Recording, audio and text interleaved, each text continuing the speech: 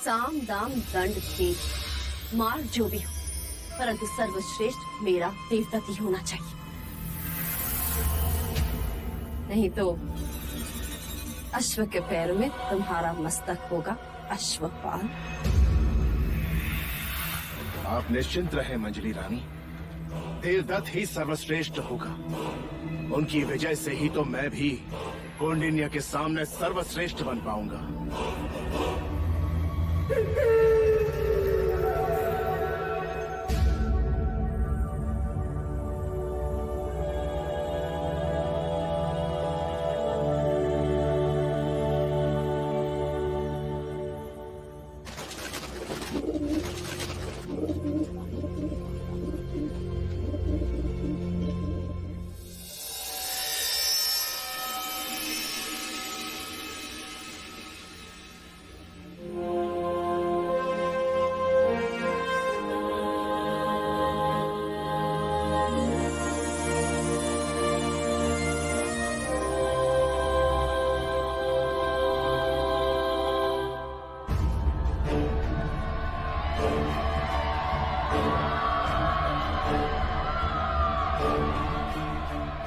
योद्धाओं का पूर्व परिचय देना पक्षपात होगा।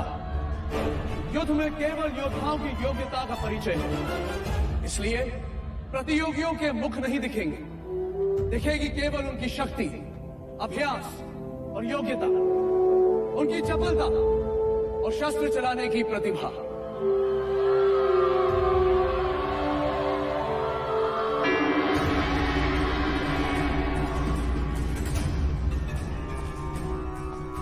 अपने शत्रु को समाप्त करने की तैयारी कर लो देवदत्त। राजगद्दी और तुम्हारे बीच केवल एक तलवार जितनी दूरी है।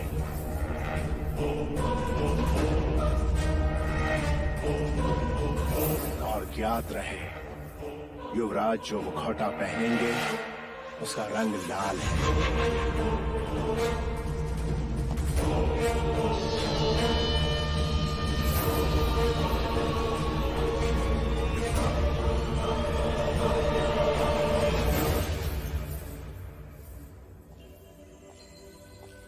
सिद्धार्थ, ये मुखौटा तुम्हारे लिए।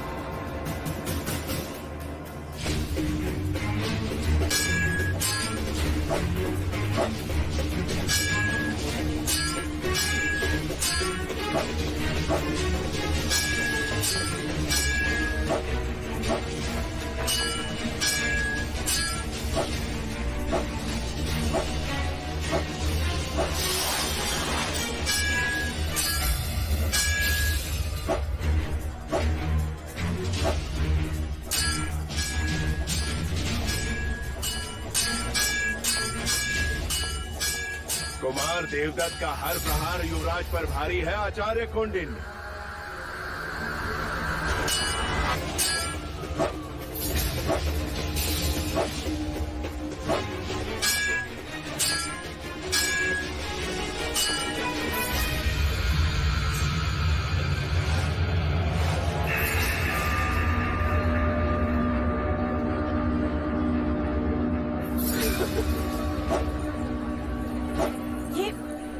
ये छल है। युद्ध में सब क्षमा है प्रजापति। किंतु यह केवल प्रतियोगिता है।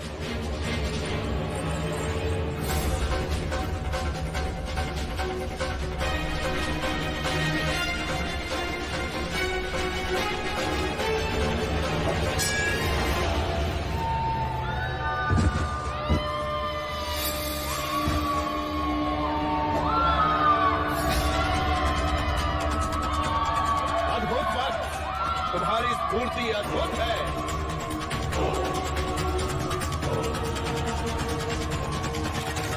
क्या कहना है आचार्य कौंडिन्य देवदत्त के बारे में?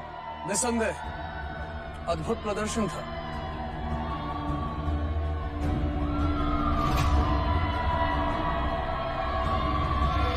राजगद्दी और तुम्हारे बीच केवल एक तलवार जितनी दूरी है। युवराज जो मुखौटा पहनेंगे उसका रंग लाल है।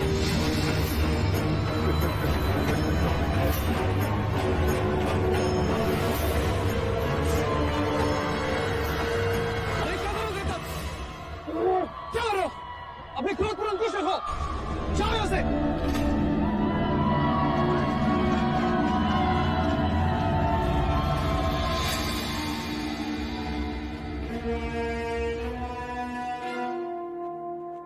और आज की हमारी प्रथम प्रतियोगिता के विजेता है युवराज सिद्धार्थ।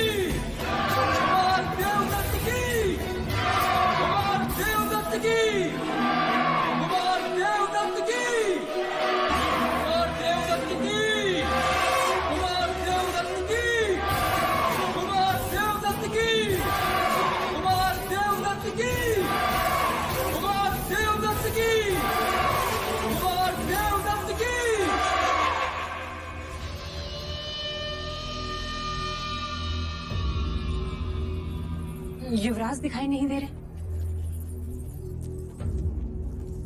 और अब आज की दूसरी प्रतियोगिता आरंभ होती है।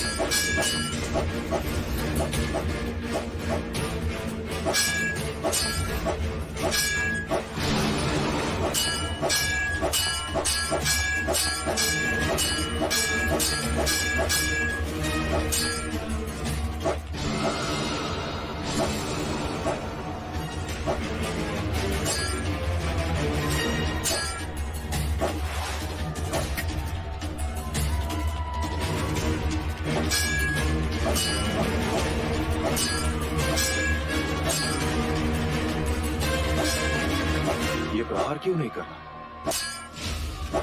शत्रु को थकाना ये भी युद्ध की एक नीति है राजन।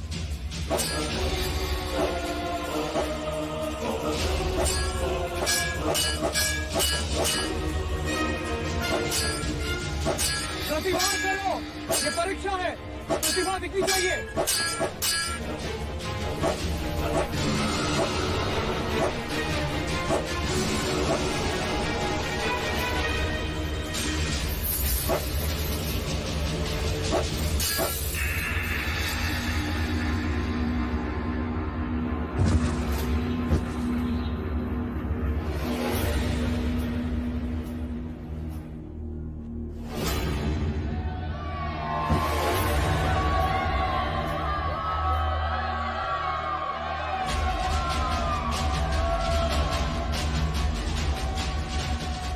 कदाचित महानाम भी जीत गए थे तब। अब कोई अंतर नहीं पड़ता कि किसकी जीत हुई और किसकी हार। सिद्धार्थ की पराजय हुई, यही हमारी सबसे बड़ी विजय है। पता नहीं महाराज को जब ये मालूम होगा तो क्या होगा। सिद्धार्थ। और आज के एक और विजेता है युवराज सिद्धार्थ गौतम।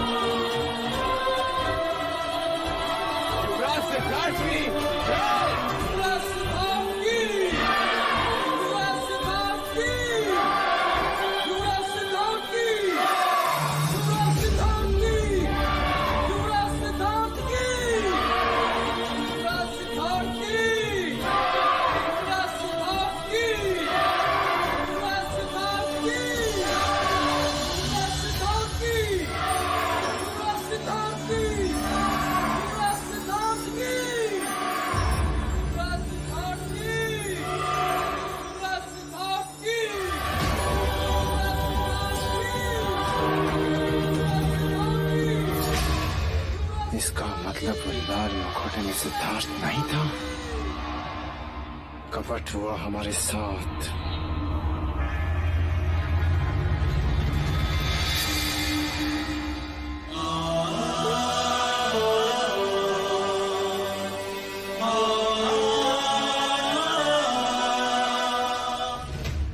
आपने तो कहा था कि लाल मुखौटे में सिद्धार्थ है, तो वो बदल कैसे गया? इसका उत्तर मैं देता हूं आचार्य अश्वपाल। वो मुखौटा लेकर जब मैं युवराज को देने गया, सिद्धार्थ, ये मुखौटा तुम्हारे लिए। गुरुदेव, मेरे मुखौटे का बाल तो टूट गया। कोई बात नहीं, तुम सिद्धार्थ का मुखौटा ले लो। जल्दी करो, प्रतियोगिता का समय हो गया। जी गुरुदेव।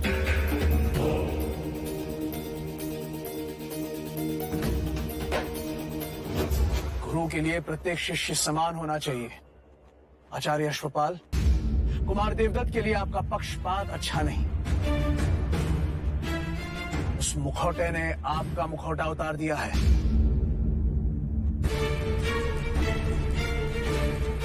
और कुमार देवदत्त, अपने क्रोध पर अंकुश रखो, वरना किसी दिन इस तरह फंस जाओगे कि कोई गुरु तुम्हें बचा नहीं पाएगा।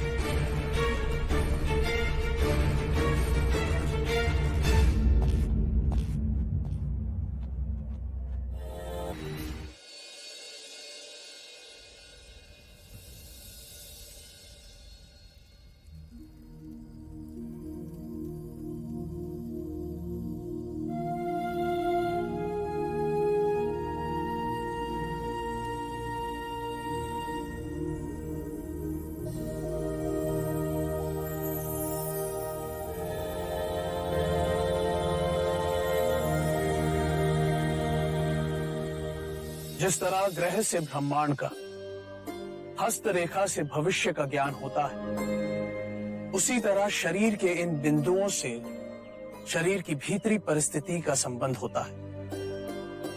जैसे नाड़ी परीक्षा से चिकित्सक को हृदय की गति का ज्ञान होता है। ये शरीर 10 भागों में विभाजित है। ये मध्य रेखा और दोनों ओर 5-5 विभाग। आज भी बड़े बड़े योगी चिकित्सक इस विषय पर विश्लेषण कर रहे हैं कि शरीर की पीड़ा का उत्तर स्वयं शरीर के पास ही है। हर एक अंग का प्रतिनिधित्व हाथ की हथेलियां और पैर के पंजे करते हैं। ऐसा कैसे हो सकता है? जैसे मस्तिष्क की पीड़ा को दूर करने के लिए आंखों के कोने की दोनों ओर 2 उंगली दूर दबाव देने से पीड़ा में राहत मिलती है।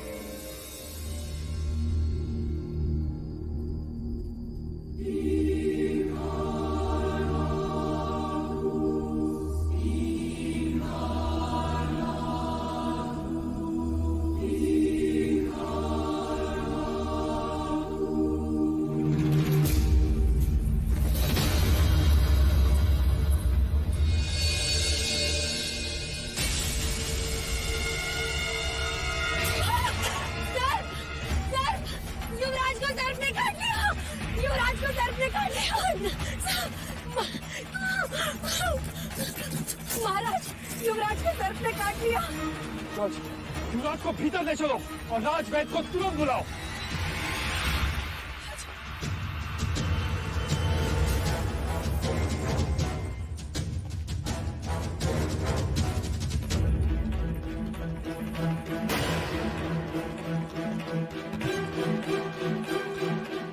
वैदराज, युवराज को सर्प ने काटा है, मैंने देखा।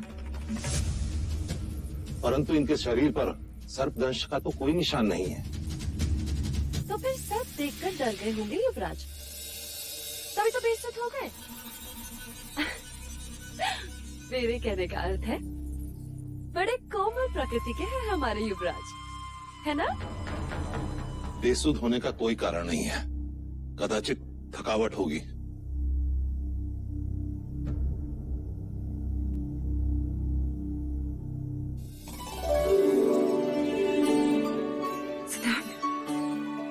अब कैसा लग रहा है युवराज?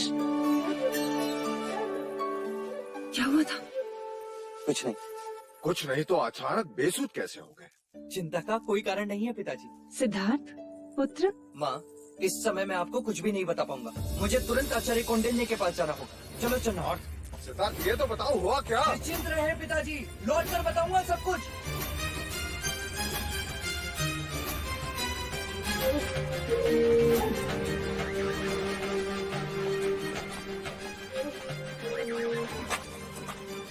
गुरुदेव प्रणाम। गुरुदेव, मैंने मनुष्य शरीर के बारे में एक बात खोज ली कि शरीर के कुछ बिंदु दबाने से मनुष्य बेसुध हो सकता है। क्या? जी गुरुदेव, देखिए।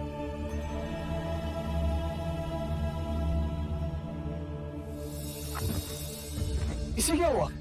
चिंता की कोई आवश्यकता नहीं है गुरुदेव, कुछ पल पश्चात इसे सुध आ जाएगी। कैसे कह सकते हो? प्रथम प्रयोग मैंने स्वयं पर किया गुरुदेव। कल रात में बेसुध था। अब हमें युद्ध में शत्रुओं को मारने की आवश्यकता नहीं पड़ेगी। शरीर के बिंदु दबाने से वो बेसुध हो जाएंगे और अनिवार्य हुआ तो हम उन्हें बंदी बनाकर युद्ध जीत सकते हैं। तुम सच में करुणा मूर्ति हो सिद्धार्थ, जो युद्ध में भी अहिंसा को ढूंढ रहे।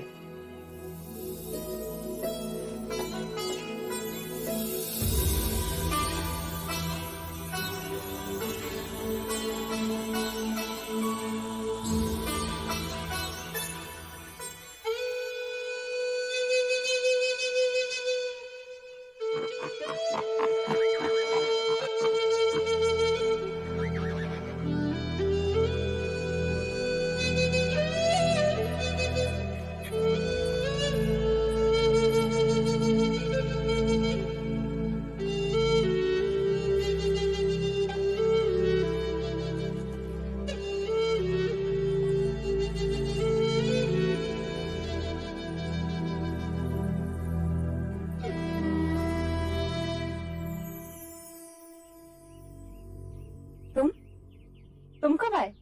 जब आप बांसुरी वादन में लीन थी।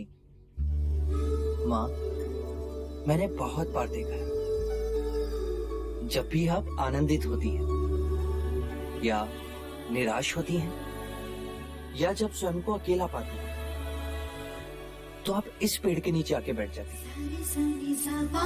आप क्यों बैठती हैं माँ? इस पेड़ में ऐसा क्या है?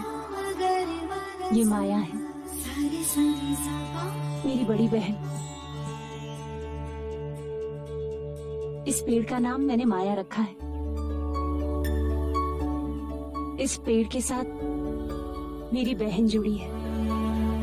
ये परिवार का एक सदस्य है, बड़ों की तरह हमें छाया प्रदान करता है।